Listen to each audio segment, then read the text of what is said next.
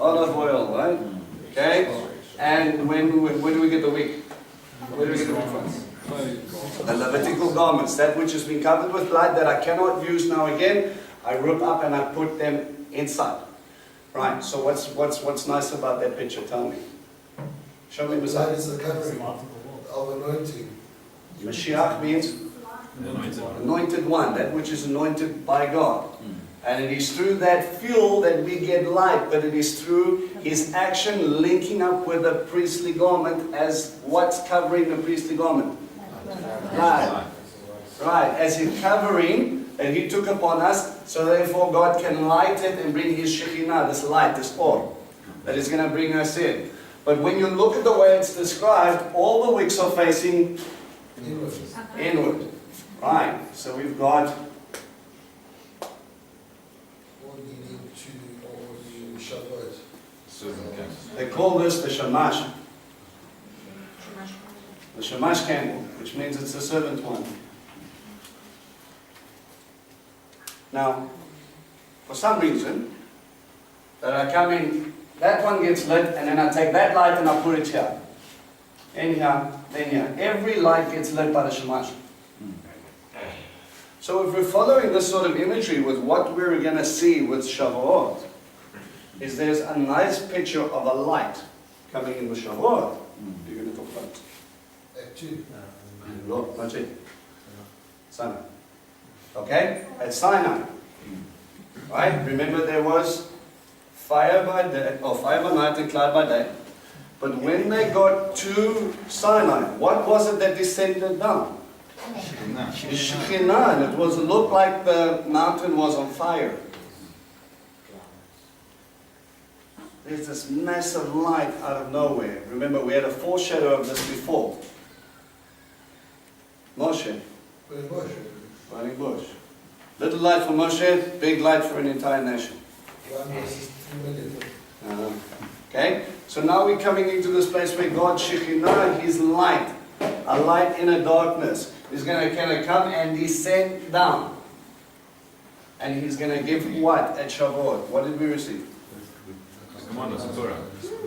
Commandments are a breakdown of Torah. Okay, at least the first part of. Why do I say that? Well, not just the first 10 words. He was over there for 40 days, right? You think he just got 10 words? No. So what do you think God had to re-establish in Moses to be able to re-establish in a nation so they could be the light of the world? The mitzvah, who he was. Who he was. To bring them fully back into it. So I had to give them Bereshit. I had to tell them the story of my creation. Right? I had to take them back to the beginning. I had to build them back up. It's all about the beginning. The end is revealed in the beginning. Isaiah says that. So I'm going to take you back to the beginning and build you up to why you're sitting here at my feet now. What do they know? Storytell or fake or stories, hand-me-downs about this Avraham, Yitzhak, and Yaakov guys. Something about a God and a covenant. But what do they really understand? Egypt. What does the world understand? How? Who's the most powerful? At the moment, well, just before God got hold of them, it was Egypt. So I have to fill in the blanks, but thereafter, as we go, there's going to be on-the-job training, and there are going to be pieces of Torah, as we read it today, the first 5 books, they're going to be filled in along the way. Okay? So we're going to get this light-giving instruction from someone who is the beginning of light, as he is the symbol of light, and he's going to descend down to man to give them light so that they can go and walk it out. You guys look at me like a... We're scared to answer. I love the pictures. Right? We're talking about pictures. Okay? So there's this light that God is going to bring so that it will be a lamp unto our feet, a light unto our path. Okay? So that the people walking in darkness have seen a great light. Okay. You kind of with me, right? We see the same picture happen a couple times. You're going to talk about this. Okay, we're talking about from Sinai Shekhinah to Mishkan, from Mishkan to Temple. All right. So we have a couple of pictures of the Shekhinah descending. We see it on Mount Sinai. Right. Where's the next one? God dwelling. Mishkan. Mishkan. From Mishkan to Beit HaMikdash, the holy house, the temple, and from temple to People. to people. Right? You guys with me? Do you know what I'm talking about? Yes, the whole. Right. So we see the fall, and we see God descending on Mount Sinai. Physical representation of it. Physical representation, right? We see light, When they, right? Then when we make the Mishkan, and it is then, they make an offering, it says God lit the altar. And you see the Shekhinah come ascending and lifting up off the temple when they need to move, and coming to indwell every time. Okay, when he says stop. Then we see the same thing with temple, when Solomon builds the temple. after finishing, Shekhinah comes in after he gives a prayer of dedication. Then we fast forward to Acts 2. they were everybody. And then next. Yeah, and then Acts 10.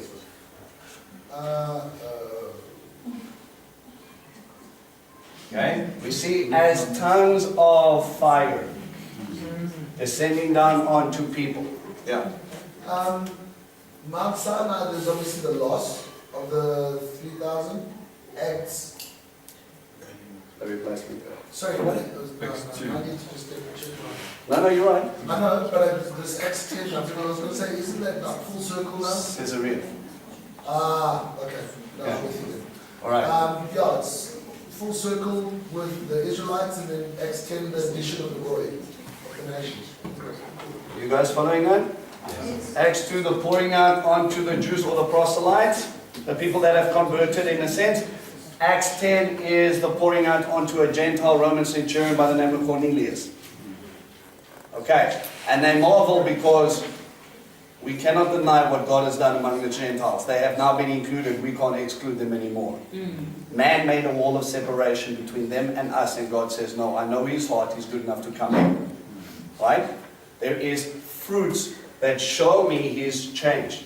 Fruits that I'm now seeing and I'm recognizing. And God says, an angel comes down to Cornelius and he says to him, God has seen your acts and your acts of charity, and he's seen your good works, and he has his mind on you.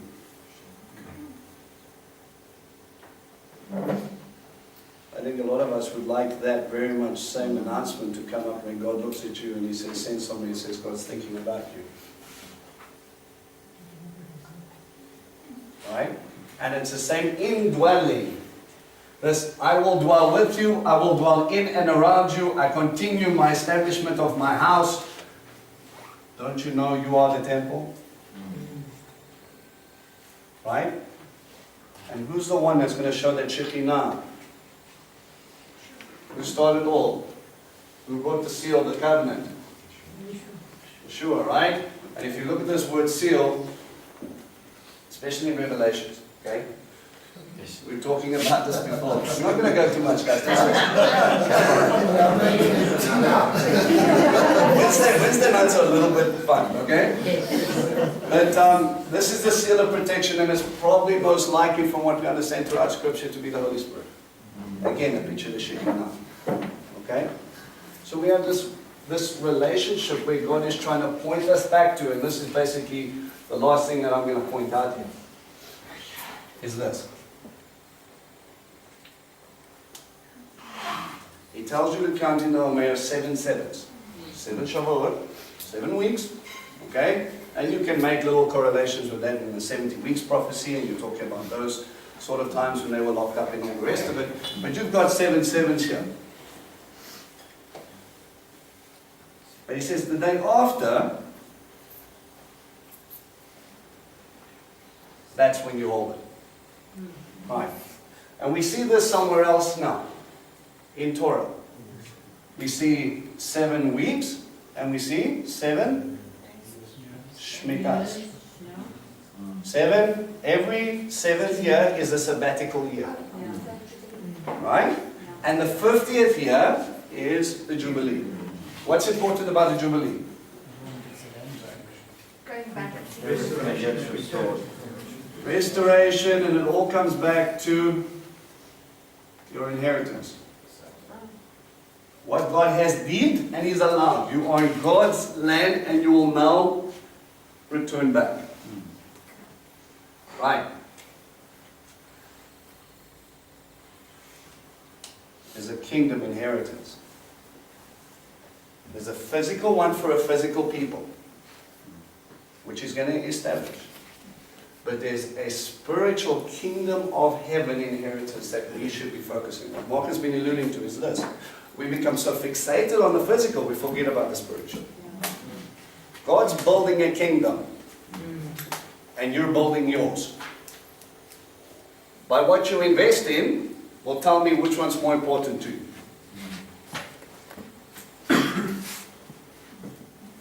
Your time, your money, your resources, your passion, your desire. I was sharing this with a few people, but when I came back from Israel now, we've had two things. While we were in Israel, as we were going, I don't do the open up my Bible and see which page pops open first thing.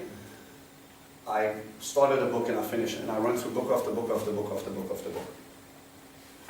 And as we were reading, it just so happened, as God would have it, that went through Judges, or went through Joshua, was dealing with Samuel, etc., etc. But as I was reading the places that we had arranged, God arranged this tour, and we were going along the route. And as we were going, my days reading, either the day on the day or the day after the day, was the time I was just in, or the time I was sitting in. And he was talking about the borders, or the inheritance of Israel. So when he says, from Mizpah to Timnah, and we drove from Mizpah to Timnah. From Timnah to Elat, that's the route we took. And we drove from place to place, and it was as if God was saying, wherever your foot shall tread, you establish the kingdom. Right? So you drove to the Euphrates? Not all. But he was leading us as we were going. Right? He wants to establish something. And when I came back, there's always this dope when you come back from Israel. Sitting at the Father's feet, and then not sitting at the Father's feet. Or in a sense of you're doing this 10, 12 hours a day. All your focus is about God. You're not caring about money. You've organized your money. You're not caring about where you're going to stay. It's already been sorted. You're not caring about any of that stuff. It's just taken care of. What's on your agenda? Side, side, side, side, side. What's about the side? God, God, God, God, God. So that's all you're about for 12 days. And then you come back. And then someone tells me, I have to make cuts. I don't see the correlation. But this is where he needs me right now. He needs me at my job. Something about food and paying bills and things like that, so that we can keep this. I don't know what it is, but it is important when it's not there. But I was sitting there and I'm like, Abba, I need to hold on to this a little bit longer, because every time I come back, there's this closeness, and then slowly it starts to fade. And I'm like, I need to hold on to this. What is it that's pulling this out of me? I'm going to give you this long debacle. I'm like, what is it? What is it? What are we focusing on? What are we missing? What is it that we're now shifting? And he just said a couple of words. You can't take it with you. And I'm like, what are we talking about here? The thorns. We become so fixated on our security, on our kingdom, that we forget that it's his kingdom that needs to be established, not ours. So what am I fixated on? When I come back, I become fixated on what I have to do for work, what I have to get done for this and for that, and how I'm going to continually look at the yardstick, which measure means where I'm blessed. Abba is with me if I have money, if I have stuff, if my business goes well. How many of you have gone through that? Right? But he's saying, sometimes you have to change your yardstick. Those things will be given to you. And that is you can measure it, but it's an after measurement. Am I establishing God's kingdom? Am I looking at the bricks? What bricks am I focusing on? Right. The moment when we get here, we get stuck into our little cycle and we focus on these bricks. You can't take it with you. It's not heavenly. It's going to fade, it's going to break, it's going to go away. What bricks should I be focusing on? What do I focus on when I'm in Israel? Building these bricks. What is going to carry on for eternity? What's going to bear the most fruit? What is going to bring forth fruit forever? Not this. Your treasure is your heart is. But that's the thing. What you focus on will become what you chase. Why do you think he tells us to wear tzitzit? To remind you of what's important, remind you of what you need to do, remind you of what your focus is on. As we prepare for Shavuot, you've been pulled out of Mitzrayim. What did God have to do to get that out of you, or to get you out of there? Brought you unto myself, showed you that you're the first of many. Your job is to lead other people to me, so that I can enter into a covenant relationship, a marriage contract. And I'm going to give you the shamash. I'm going to give you the very thing that's going to bring light, which is the word. What are you focusing on? Are you sitting there in anticipation? Are you expecting this relationship? And I tell you what, the first Israelites were going through the point to get from point A to point B, and they were just like, can we just go get our land? No. You cannot correctly do your job if you don't have the word with you, if you don't have the light in you, if you don't have the anointing, and if you don't have that. You know, he called us a kingdom of priests. Israel. What does that mean? Reveal the Son. Authority of the kingdom of the king. Remember, yeah, kingdom of Kohanim. But what does it mean to an Israel that just came out of Egypt? Did they understand what a Levite was? Right. The Levites are those guys. What is be holy if the book of Leviticus has not been given yet?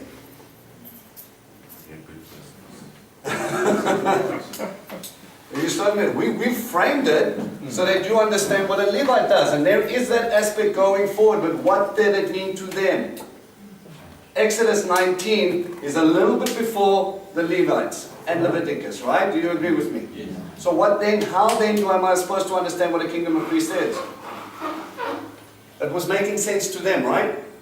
Are you going to this I'm going back to Egyptian mentality. Yes, that is, okay. I'm going to meet you at where you are. What do they understand about a priest? A priest represents his God. Thank you, sir. If I want to understand whoever, let's not mention names, but I'm going to look to the priests who represent him. And if they're grumpy and cranky and full of beans, that's a representation of that God they serve. If they're loving and compassionate and kind, that's the representation of the God they serve.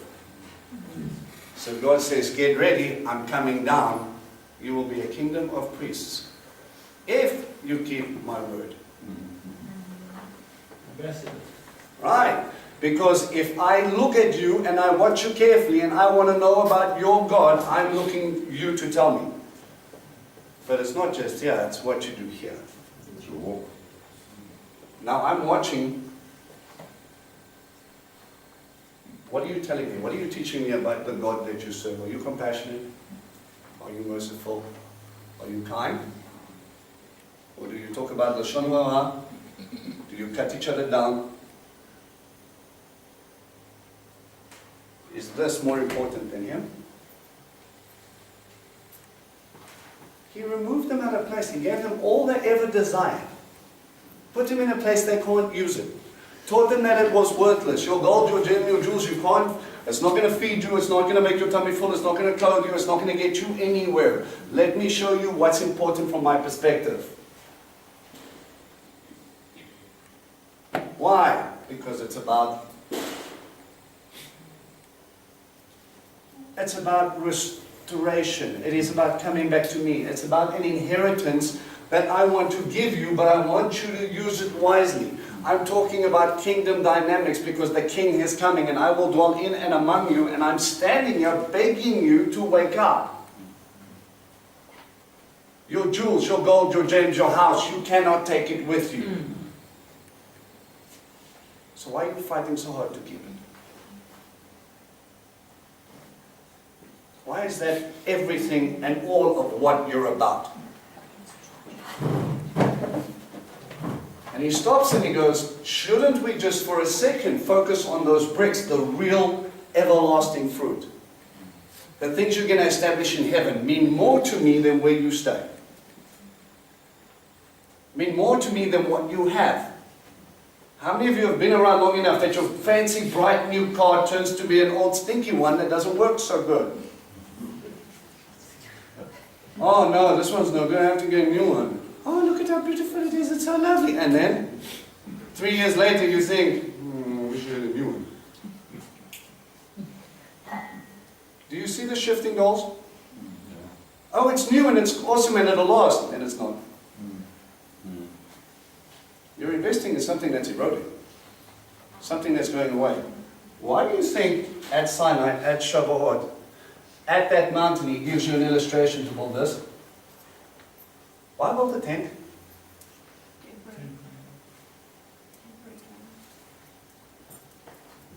A picture of what's in heaven. Is the Mishkan, the tent, more important than the throne of God in heaven? No, it's to remind you about the throne of God in heaven.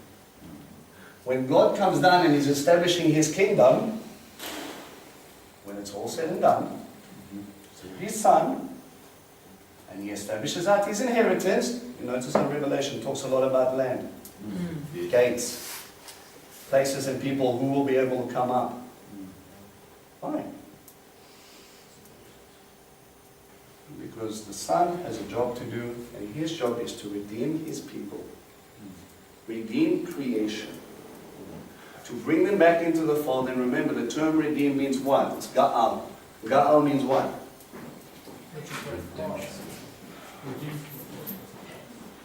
If you go into the Paleo, it says gather to out. That which I gather back to God. How do I do that? I have to pay a price. There has to be redemption. Who paid the price? Worthy is the Lamb. If I may, probably hijacking the story. I want you to go back to Ruth. Ruth chapter 1.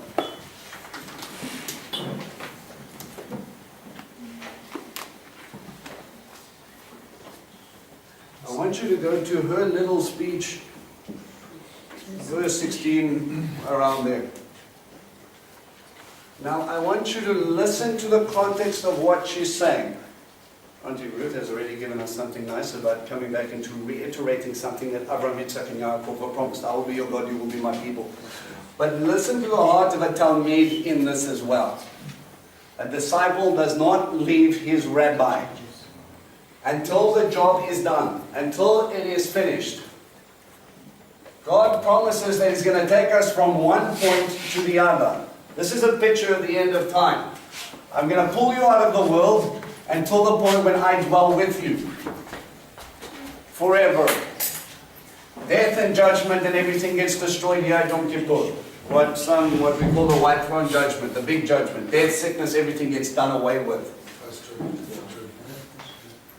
Possibly about the second coming or the coming of Messiah. If you believe in rapture, possibly there. I'm not going to go into that.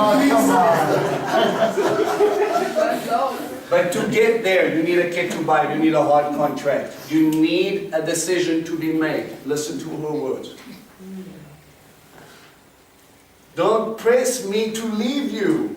Remember Yeshua in the Garden of Gethsemane. He was pressed. That God's Sherman is an olive press. And he was pressed 3 times. He prayed 3 times. And it says he sweated like as if drops of blood were coming out. His anointing was poured out of him so that others could receive it. Do not press me to lead you. And he's talking to his father. And stop following you. For wherever you go, I will go. And wherever you stay, I will stay. Your people will be my people. Your God will be my God.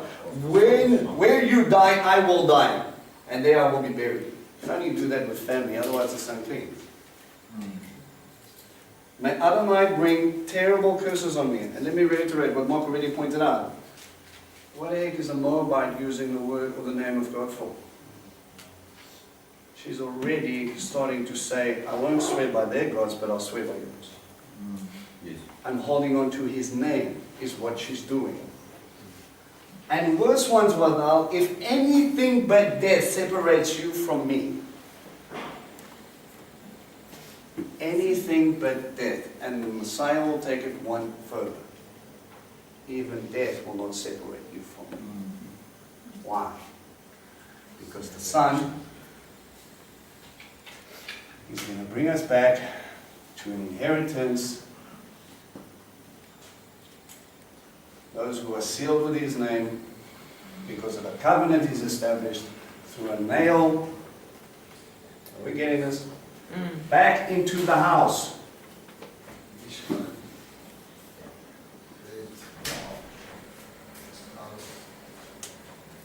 Light. That's what it said. Press, sweat, temptation. Like But before you get there, you need to make sure you get there. Also remember the nun of faith, representative of the saint. Of a seed, or a fisherman. That's an interesting thing. Yeah, the paleo picture. Have you seen the paleo picture of a nun? So are they entertaining? It's a dead body. It's a little tears. What is that? Sorry, That's a nun in paleo Hebrew. sorry, what is that? Yeah, what do you think it is? I find it funny that there were no microscopes in those times, and yet we have this creature over here. And it talks about the seed or fish. And I'm just like, okay, but remember, why would the house be established through a seed? Are we talking the physical Oh, seed? we have got so many things that should be exploding in your head right now. What are we talking about? Abraham, Both. Okay. The house of Judah? Abraham, Yitzhak, Yaakov. What would be an establishment? I'm pulling you toward me. I'm redeeming you to my people. I'm bringing you into inheritance. I'm establishing you so I can dwell among you. I can dwell in you. Why? Because I want to restore every bit of man and creation back to me. How are we going to do that? Or through the seed. The seed is both the word of God, and through the seed of Abraham, Yitzhak, and Yaakov, the seed of Ruth. Judah. Not just Judah, but Mashiach. Yeah, but I mean, Yeah, it's going all the through seed, that in you there. understand the genealogy right through. Absolutely. The house of Judah. Which points us back to the first and the last, which is all about the Son. Sure. There's layers. 10. It's another layer. I'm trying to hold back. Slide down. Okay? I thought it was more interesting because it can just give us some retrospect and feedback. No. The first 3 festivals, they're not as rough as the last 3. Okay, so if we're meeting. Okay, I know that we're backing out owner. Something about tribulation in this general region might disagree. Yay! We're needing Shavuot, we're needing that Holy Spirit infilling. So if we're not getting through the first year, okay, we're definitely not going to manage the next. So we're needing that Shavuot to help us